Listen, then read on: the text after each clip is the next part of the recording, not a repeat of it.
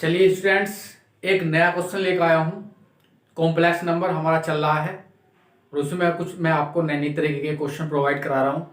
इसी में एक बहुत बढ़िया क्वेश्चन लेकर आया हूँ। और क्वेश्चन क्या है, हम जरा क्वेश्चन पढ़ लेते हैं। पहले क्वेश्चन को समझते हैं कि क्वेश्चन है क्या। देखिए, क्वेश्चन हमारे पास है इस तरीके का। Z1 Z2 क्या है? नॉन जीरो कॉम्प्लेक्स नंबर है सच दैट कि Z1 प्लस Z2 का मॉडुलस बराबर है Z1 के मोड प्लस Z2 के मोड के।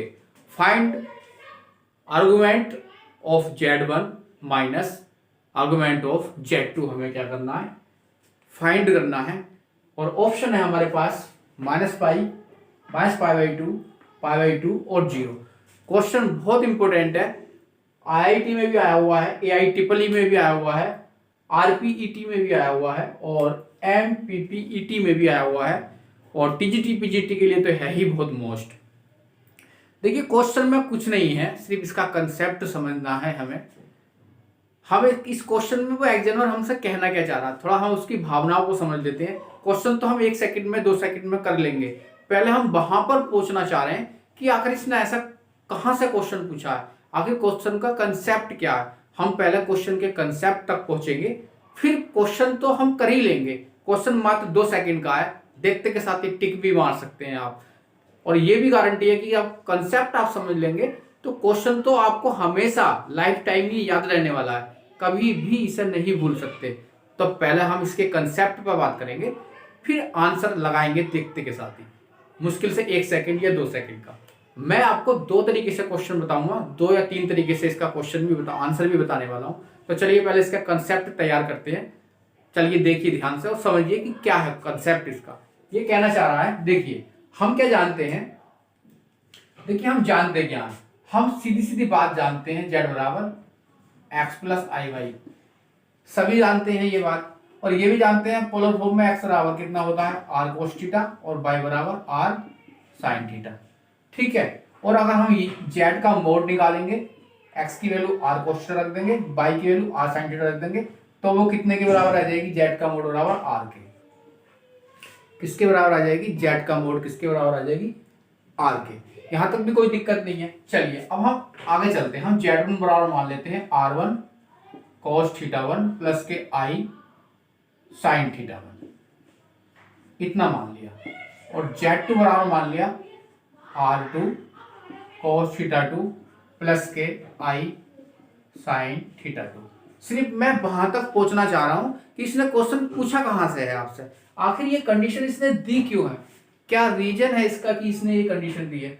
कोई तो कारण होगा इसने ये कंडीशन दी है, उस कंडीशन तक मैं पहुंचना चाह रहा हूं आपके लिए। तो चलिए वहां तक पहुंचते हैं। इसके लिए मैंने क्या करा, Z1 प्लस Z2 निकाल लिया, कितना आ गया r1 cos थीटा 1 प्लस के r2 cos थीटा 2 प्लस के i sin थीटा 1 प्लस के r2 sin थीटा 2। ये आ गया आपका कितना, Z1 प्लस Z2।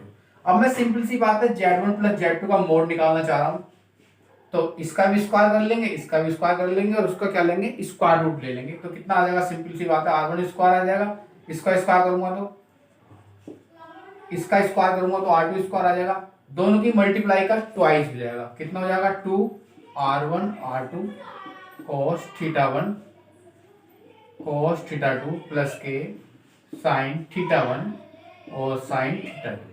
नहीं समझे, देखिए इसका स्क्वायर करेंगे तो cos स्क्वायर आएगा, इसका स्क्वायर करेंगे तो sin स्क्वायर आएगा, वो मैंने डायरेक्टली वन कर दिया।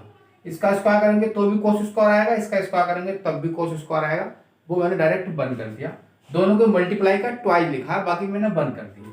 अच्छा चलो, यहां तक भी कोई समस्या नहीं है, हमें यहां तक सब ठीक ठाक चल रहा है। हमारे पास वो r1 square plus r2 square plus के 2r1 r2, ये कोई फॉर्मूला होना चाहिए cos थीटा 1 और माइनस cos से cos b, cos theta 1 minus theta 2 का। यहां तक कोई समस्या हमें है नहीं। अच्छा, हमने स्क्वायर रूट नहीं लगाया तो इसका इस तरीके से स्क्वायर रूट लगा दीजिए। और यहां तक भी क्या चल रहा है, स्क्वायर रूट चल रहा है, यहां तक तो कोई समस्या नहीं है। अच्छा, अब मुझे ये बात बताइए, अब हम आंसर पर देखिए पहुंचने वाले हैं। अब मुझे ये बताइए कि cos जो होता है उसकी वैल्यू कितनी होती है भैया, लेस एंड इक्वल 1 होती है। कोस की वैल्यू कितनी होती है, लेस 1 से तो ज्यादा होने वाली नहीं है, लेस एंड इक्वल 1 होती है। तो मैं यहाँ पर कोस की वैल्यू लेस एंड इक्वल 1 लगा सकता हूँ। देखिए कंसेप्ट कंप्लीट होने वाला है। स्क्वायर का कितना आया, Z1 प्लस Z2 का मोड बराबर, ये हो जाएगा आपके पास R1 का स्क्वायर R2 का स्क्वायर प्लस के 2R1 R2, ये वैल्यू यहाँ लगा दी और ये आपका कोई फॉर्मूला बन गया होगा। कितना बना, Z1 प्लस Z2 बराबर R1 प्लस R2 के स्क्वायर का अंडर रूट, और स्क्वायर रूट लूंगा तो कितना आ जाएगा R1 plus R2। Z1 plus Z2 का मोड बराबर, देखिए R1, देखिए यहां से समझिए जरा, मैंने इसलिए तो निकाला था, पहले आपको दिखा दिया था कि Z का मोड किसके बराबर है, R के, तो Z1 किसके बराबर होगा, R1 के, तो ये किसका मान हो गया इसका, Z1 का मोड का। R2 किसके बराबर होगा, यहां से देखिए Z2 के, तो कितना हो जाएगा Z2 के। समझ रहे हैं ना मैं क्या कहना चाह रहा हूं आपसे, मैं आंसर पे पहुंच चुका हूं, ध्यान से देखिए। देखिए उसने ये दिया है, हमने भी यही लाकर दिखाया। नहीं समझे आप मेरी बात, मैं क्या कहना चाह रहा हूं, मैं ये कहना चाह रहा हूं कि आखिर इसने ये कंडीशन दी क्यों है आपको, ये कंडीशन उसने दी क्यों है, ये कंडीशन क्यों दी है, हमारा ये प्रूफ क्यों हुआ है, हमारा ये प्रूफ इसलिए हुआ है कि दिस, नहीं समझे, हमें प्रूफ कैसे हुआ, हमारा प्रूफ इसलिए हुआ क्योंकि cos θ1 minus θ2 less and equal 1 की कंडीशन अप्लाई हुई है, तब ये आया। मतलब कह सकते हैं it is possible if cos θ1 minus θ2 less and equal 1। मतलब ये प्रूफ कब हुआ, ये प्रूफ तब हुआ जब cos θ1 minus θ2 less and equal 1 था। समझ रहे हैं नहीं मेरी बात, इसका मतलब इसकी कंडीशन क्या बनी कि ये कंडीशन तब होगी जब cos θ1 minus θ2 less and equal 1 होगा। यही हमें याद रखना है, यही से आंसर है हमारा। जब cos θ1 minus θ2 less and equal 1 है तो θ1 माइनस θ2 ये किसकी वैल्यू होती है 1 में, 0 की होती है। किसकी होती है, 0 की होती है, तो ये हो गया आपका cos 0। तो θ1 माइनस θ2 लेस एंड इक्वल कितना हुआ, 0। कितना हुआ, 0। और थीटा क्या है, आर्गुमेंट है, कोणांक है, एम्पलीट्यूड है, कुछ भी बोल सकते हैं। θ1 क्या है, आर्गुमेंट है। θ1 क्या है हमारे पास, आर्गुमेंट है, आर्गुमेंट ऑफ Z1। θ2 क्या है हमारे पास, आर्गुमेंट ऑफ Z2। ऐसा इक्वल कितना हुआ, 0। लेस का कोई रोल नहीं है क्योंकि उसने 0 दे रखा, इक्वल दे रखे हैं सारे, इसकी इक्वल करके वैल्यू पूछी है। तो हमारे पास argument Z1 minus argument Z2 की वैल्यू कितनी आई, 0। इसने पूछा क्या था, argument Z1 minus argument of Z2। Argument of Z2 कितना होगा, अरे भैया कितना होगा, कितना आया मेरा, निकल गए, मेरा आया 0। नहीं आया समझ में, 0 आया। कितना आया, 0 आया। अब मैं दोबारा समझाता हूं, आपको कुछ नहीं करना, ये कंडीशन तब अप्लाई होती है जब कि cos θ1 minus θ2 less and equal 1 होता है, और cos θ1 minus θ2 less and equal 1 होता है। तो हमने सोल्व करा तो argument Z1 minus argument Z2 कितना होता है, 0 होता है। तो कंसेप्ट सिंपल सा है, सिंपल सी बात है कि इसके साथ इसे मिला लो। ये पॉसिबल ही तब है, ये पॉसिबल ही तब है जब ये लेस एंड इक्वल 0 होगा, या इसके साथ इसे मिला लो, कहीं से भी आप आंसर निकाल सकते हैं।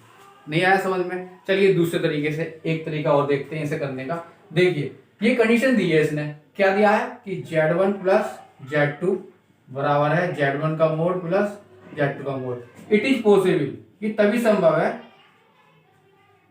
इट इज पॉसिबल जब, कब, जब Z1 and Z2 lies on one line, one line, किसी एक लाइन पे भी, एक ही लाइन पे लाई कर रहे हैं। और जब एक ही लाइन पे लाई करेंगे तो उनके जो एंगल हैं आर्गुमेंट ऑफ Z1 और आर्गुमेंट ऑफ Z2 बराबर होंगे, और जब बराबर होंगे तो आर्गुमेंट ऑफ Z1 और माइनस के आर्गुमेंट ऑफ Z2 कितना हो जाएगा, 0। ऐसे भी कह सकते हैं कि ये तभी पॉसिबल है जब Z1 Z2 एक ही रेखा पर लाई करें, एक ही रेखा पर लाई करेंगे तो उनके बीच का एंगल कितना हो जाएगा, 0 होने वाला। और एंगल 0 हो जाएगा तो आर्गुमेंट एंगल को शो कर रहा है तो बराबर हो जाएंगे, और इसका मतलब इसे इधर ले आएंगे उठा के, तब भी कितना हो जाएगा, 0 हो जाएगा। तो जैसे आप समझे वैसे समझ लीजिए, लेकिन ये तो पक्का है कि आप ये क्वेश्चन अब कभी भी भूलने वाले नहीं है कि ये कंडीशन कब अप्लाई होगी। ये कंडीशन कब अप्लाई होगी, ये कंडीशन पॉसिबल ही तब होगी जब cos theta 1 minus theta 2 less than equal 1 होगा। और इसे थोड़ा सा सोल्व कर लेते हैं तो आर्गुमेंट Z1 माइनस का आर्गुमेंट Z2 बराबर कितना बन जाएगा, 0 बन जाएगा। चलिए मैं इसके बाद आपको कुछ नया कंसेप्ट लाने वाला हूँ इसके लिए, और पूरा कॉम्प्लेक्स नंबर में जो भी जो आपको प्रॉब्लम आने वाली है, जितने भी क्वेश्चन थोड़ा टेक्निकल हैं या थोड़ा सा हम कम समझ पाते हैं, उन सबको मैं लेके आने वाला हूँ। आज इतने ही रहने देते हैं। नमस्कार।